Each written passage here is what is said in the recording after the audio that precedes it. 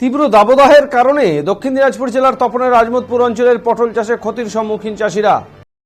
আর এই ক্ষতির সম্মুখীন হলেও কিন্তু কোনো হেলদোল নেই জেলা কৃষি দপ্তরের বলে অভিযোগ। জানা গেছে এই ব্লকের আজমতপুর এলাকার বাসুরিয়া, কসবাখর, জিগাতলি ও সুতলি এলাকায় পুনর্ভা নদীর তীরে এলাকার কৃষকরা পটল চাষ করে থাকে প্রত্যেক বছর। চাষের সাথে যুক্ত রয়েছেন এলাকার প্রায় 200 জন কৃষক। প্রায় 10 একর জায়গা জুড়ে এলাকায় এই পটল চাষের সাথে যুক্ত তারা।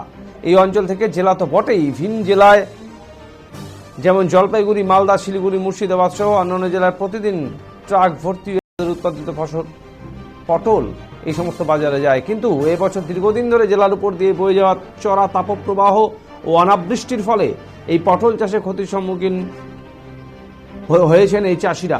লাভ তো দূরের কথা, মহাজন বা বিভিন্ন ব্যাংক থেকে যে লোন নিয়ে তারা চাষ করেছেন সেই টাকা মেটাবেন কিভাবে সে নিয়ে চিন্তায় রাতে ঘুম উড়েছে তাদের। স্থানীয় সূত্রে জানা গেছে এই প্রবল তাপপ্রবাহে পটলের লতার কুশিগুলি শুকিয়ে হলুদ হয়ে যাচ্ছে ও নিচে পড়ে যাচ্ছে, যার ফলে এবার এই পটল থেকে তেমন ফলন পাচ্ছেন না তারা। যারা ব্যাপক ক্ষতির সম্মুখীন হচ্ছেন তাদের দাবি এমত অবস্থায় তাদের এই ব্যাপক ক্ষতির থেকে বাঁচাতে এগিয়ে আসুন জেলা কৃষি দপ্তর সহ জেলা প্রশাসন।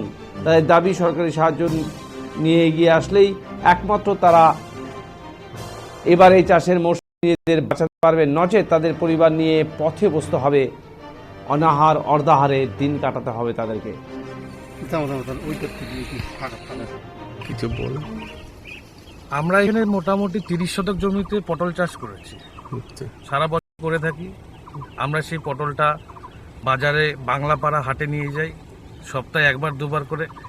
সেখানে 5 পিক আপ 6 পিক আপ করে সেই পটল লোড হয় এবং শিলিগুড়ির যে বাজার আছে, মেনলি শিলিগুড়ি টাউন, জলপাইগুড়ি, ওদিকে বিহার, সমস্ত জায়গায় আমাদের এই জেলা থেকে, আমাদের তপন ব্লক থেকে, এই পুনর্ভবা নদীর ধার থেকে আমরা সেই পটলটাকে আমরা বিক্রি করি, পাইকারি বাজারে নিয়ে যাই এবং সেখান থেকে বিভিন্ন জায়গায় সেটা যায়। কিন্তু বিগত 1 মাস থেকে বৃষ্টি না থাকার দরুন, বৃষ্টি একদম নেই বললেই চলে, রোদের প্রখর তাপপ্রবাহ চলছে, সেখানে পটলের গাছটা যখন একদম ছোট তখন কি হচ্ছে, হলুদ হয়ে যাচ্ছে। আমরা তার জন্য বিভিন্ন জায়গায় কৃষি দপ্তর থেকে কোনো সাহায্য পাই না। আমাদেরকে সাহায্য নিতে হয় যে সমস্ত দোকানদার আছে যারা বীজ বিক্রি করে, তাদের কাছে আমরা সাহায্য নেই এবং 1,500 টাকা 2,000 টাকার করে আমরা ওষুধ নিয়ে আসি, স্প্রে করি, কিন্তু কাজের কাজ কিছু হয় না। ওই যে ক্ষতিটা, যেখানে আমরা ধরুন 1 সপ্তাহে 4 কুইন্টাল করে পটল তুলতাম, সেখানে আমাদের ফলন আসছে 1 কুইন্টাল। তো 1 কুইন্টাল বিক্রি করে পটল বিক্রি করে যে পটলের যে ক্ষতি, এত যে খরচ, জলে সেচের খরচ, বীজ, ভিটামিন, এই সমস্ত যে খরচ, সেই খরচগুলো আমরা বহন করতে পারছি না। এই জন্য আমরা সরকারের কাছে একটু আবেদন জানাই যেন আমাদেরকে সুপরামর্শ হয় কৃষি দপ্তর থেকে, কেপিএসরা যাতে এখানে আসে পুনর্ভবা নদীর তীরে, যেখানে পটল চাষ বিপুল পরিমাণে হচ্ছে এবং যেখানে বাংলাপাড়ার দিকে আমাদের জেলা থেকে বিপুল পরিমাণে সবজি যাচ্ছে। আমরা তাহলে খুবই উপকৃত হব এবং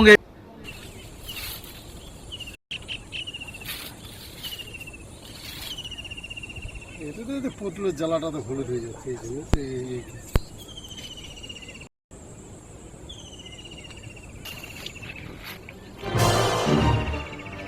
আপনি কি পটল চাষ করেছেন? হ্যাঁ।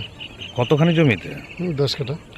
কি সমস্যা কি হচ্ছে এখন? সমস্যা তো পটলের জ্বালা হলুদ হয়ে যাচ্ছে। আচ্ছা, আর ওই গাছগুলো কিরকম হয়ে যাচ্ছে, আর ফুল কম আসছে।